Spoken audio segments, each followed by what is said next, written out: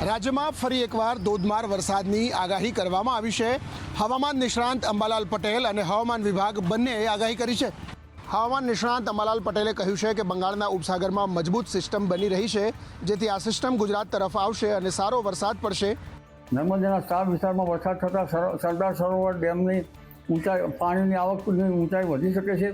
નર્મદા બે કાંઠે થઈ શકે છે અને આ સિસ્ટમના લીધે ઉત્તર ગુજરાતના ભાગો, કચ્છના ભાગો અને લગભગ પાટણ, સમી હારીજના ભાગો, મહેસાણાના ભાગો, બનાસકાંઠાના ભાગો, સાબરકાંઠાના ભાગો અને લગભગ અરવલ્લીના ભાગો, આ ભાગોમાં વરસાદ થશે।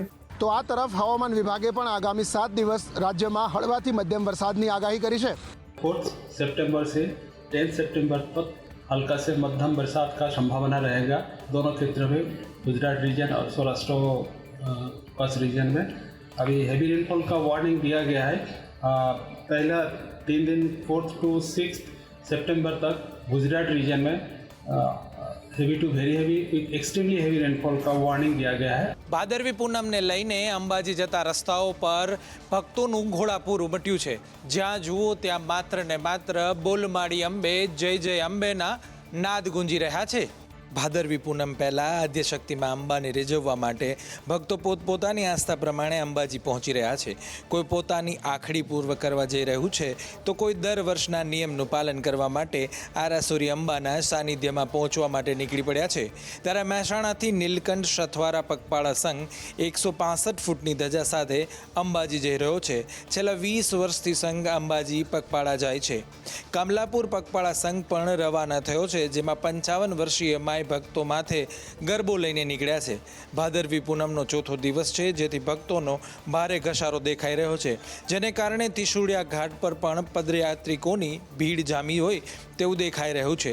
અંબાજી મંદિરમાં ચુસ્ત પોલીસ બંદોબસ્ત વચ્ચે છેલ્લા 24 કલાકમાં 7 લાખ લોકોએ મા અંબાના દર્શન કર્યા છે, તો છેલ્લા 3 દિવસની અંદર 14 લાખ લોકોએ મા અંબાના દર્શનનો લાભ લીધો છે। જીએસટી રિફોર્મ સામે ટેક્સટાઇલ માર્કેટના ઉદ્યોગકારો છે તેમાં ભારે નારાજગી જોવા મળી રહી છે। નવા જીએસટી દરો લાગુ થતાં સુરતના ટેક્સટાઇલ ઉદ્યોગકારને અસર થઈ રહી છે। ટેક્સટાઇલ ઉદ્યોગકારોએ નારાજગી વ્યક્ત કરતા કહ્યું છે કે આ જીએસટી દરથી ટેક્સટાઇલ ઉદ્યોગ પડી ભાંગશે, કારણ કે યાન ઉપર 12% જીએસટી હતો, જેને ઘટાડી અને સરકારે 5% કરી નાખ્યો છે।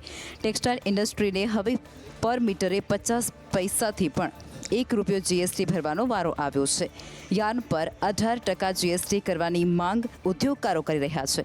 પહેલા યાન પર 12% જીએસટી હતો, જેથી ટેક્સટાઇલ ઇન્ડસ્ટ્રીઝને મીટરે 50 પૈસા જેટલો ફાયદો થતો હતો, અને હવે યાન પર પણ 5% અને ફેબ્રિક પર 5% જીએસટી કરી દેવામાં આવ્યું છે। ઉદ્યોગકારોનું કહેવું છે કે 5% જીએસટી કરી નાખતાની સાથે જ નુકસાની વેઠવાનો વારો આવી શકે છે। કારમાં બ્લેક ફિલ્મ લગાવેલા ચાલકો સાવધાન રહેજો। કાળા કાચ અને નંબર પ્લેટને લઈને ટ્રાફિક પોલીસે ડ્રાઈવ શરૂ કરી દંડ ફટકાર્યો। આજે અમદાવાદ અને ગાંધીનગરમાં પણ બ્લેક ફિલ્મ અને નંબર પ્લેટ વિનાના વાહનો સામે ટ્રાફિક પોલીસે કાર્યવાહી શરૂ કરી હતી। ટ્રાફિક પોલીસ દ્વારા ડ્રાઈવ યોજવામાં આવી હતી। બ્લેક ફિલ્મવાળી કારના માલિકો સામે કાર્યવાહી કરવામાં આવી હતી। રાજ્યભરમાં 1 સપ્તાહ સુધી આ ડ્રાઈવ ચલાવવા આદેશ કરવામાં આવ્યો છે। નંબર પ્લેટ વગર કાળા કાચવાળી મોટાભાગની મોટર કારો ઉપર પોલીસ ફ્લેગ હોય છે, સાથે જ ચોક્કસ દેવી દેવતાના નામો, સામાજિક ઓળખને પ્રસ્તુત કરતા શબ્દો અને ચિહ્નો પણ હોય છે। આવા વાહનોની સ્પીડ, સામાન્ય નંબર પ્લેટ અને બ્લેક ફિલ્મ વગરની કાર ચલાવતા વાહન ચાલકોને બ્લડ પ્રેશર વધારે તેવી હોય છે, જે અકસ્માત સર્જી નીકળી જાય છે તો પણ પોલીસ પકડમાં આવતા નથી। ટ્રાફિક પોલીસની આ ડ્રાઈવ 1 અઠવાડિયું ચાલશે અને જેમાં વાહન ચાલકોને નિયમોનું ભાન કરાવાશે। વડોદરામાં જર્જરિત ઇમારતો અંગે તાત્કાલિક અસરથી કાર્યવાહીની માંગ કરાઈ છે। ભાજપના નગરસેવક હરીશ જિંગરે આ અંગે ત્વરિત સર્વે કરીને કાર્યવાહીની માંગ કરી છે। ગતરોજ વડોદરાના જૂની ગઢી વિસ્તારમાં દિવાલ તૂટી પડતા એક મહિલા મોતને ભેટી હતી। ત્યારથી જર્જરિત ઇમારતો કે દિવાલો સામે ફરી સવાલો ઊભા થયા છે। ચીપવાડ વિસ્તારના સ્થાનિકોનું કહેવું છે કે વિસ્તારમાં અનેક ઇમારતો ગમે ત્યારે તૂટી પડે તેવી છે। ડીજે વાગે તો દિવાલો હલે છે। વડોદરાના અનેક વિસ્તારની આવી સ્થિતિને જોતા ભાજપના નગરસેવક હરીશ જિંગરે કહ્યું કે અમે પાલિકાની અંદર રજૂઆત કરી છે કે ફરી વખત જર્જરિત ઇમારતોનો સર્વે થાય। કેટલાક કિસ્સામાં કોર્ટ મેટર હોય છે અથવા માલિકો વિદેશ રહેતા હોવાથી કાર્યવાહી કરી શકાતી નથી, પરંતુ પાલિકાએ કડક હાથે કામ લેવાની જરૂર છે। ઉલ્લેખનીય છે કે વડોદરા કોર્પોરેશન દ્વારા 1700 જેટલા જર્જરિત બાંધકામો અને ઇમારતોને નોટિસો ફટકારી છે, પરંતુ આ અંગે કોઈ કાર્યવાહી નથી કરી. ખાખી પર દાગ લાગવાની વધુ એક ઘટના સામે આવી છે. બંદોબસ્તમાંથી પરત જતા સરકારી વાહનમાં દારૂની હેરાફેરી કરતા અધિકારીઓ ઝડપાયા. અંબાજી ભાદરવી પૂનમના મેળામાં બંદોબસ્ત માટે ગયેલા બોટાદ હોમગાર્ડના કમાન્ડિંગ ઓફિસર અને 2 જવાન પરત ફરતા સમયે સરકારી વાહનમાં દારૂ સાથે ઝડપાતા હડકંપ મચ્યો છે. બોટાદ જિલ્લામાં લોકલ ક્રાઇમ બ્રાન્ચે એક મોટો ઓપરેશન સરકારી વાહનનો દુરુપયોગ કરી વિદેશી દારૂની હેરાફેરી કરવાના રેકેટનો પર્દાફાશ કર્યો છે. ચોક્કસ બાતમીના આધારે એલસીબીની ટીમે વોચ ગોઠવી અને હોમગાર્ડ યુનિટના સરકારી ટાટા સુમો વાહનને અટકાવ્યું હતું.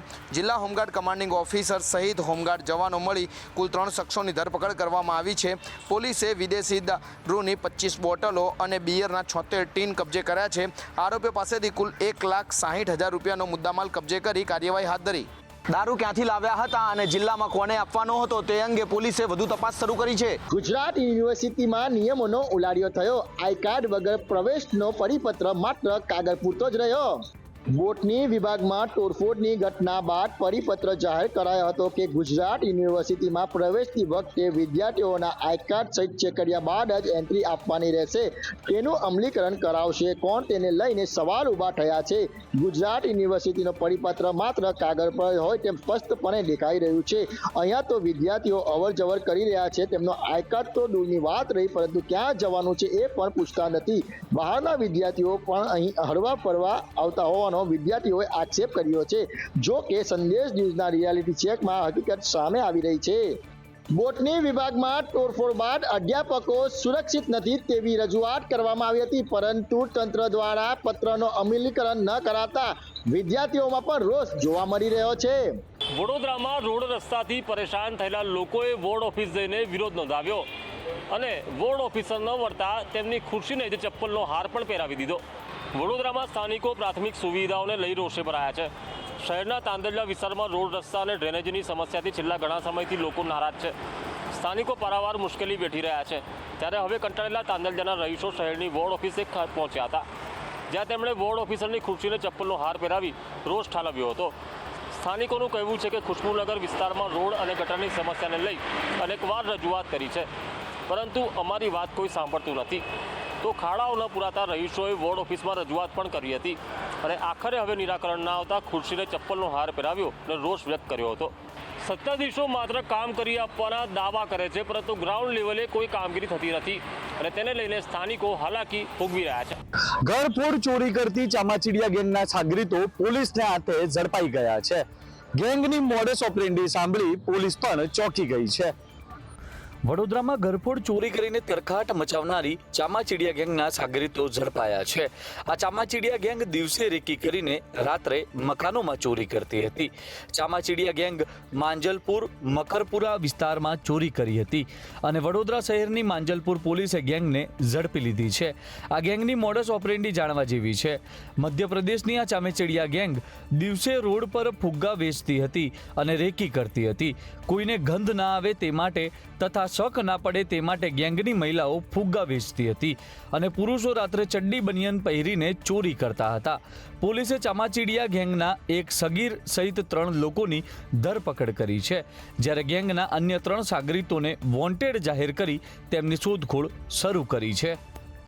વડોદરામાં ચડ્ડી બનિયાનધારી ગેંગ રાત્રિના સમયે ઘરફોડ ચોરી કરતા સીસીટીવી ફૂટેજ સામે આવ્યા હતા. તે બાદ પોલીસે પેટ્રોલિંગ દરમિયાન ગેંગને દબોચી લીધી છે.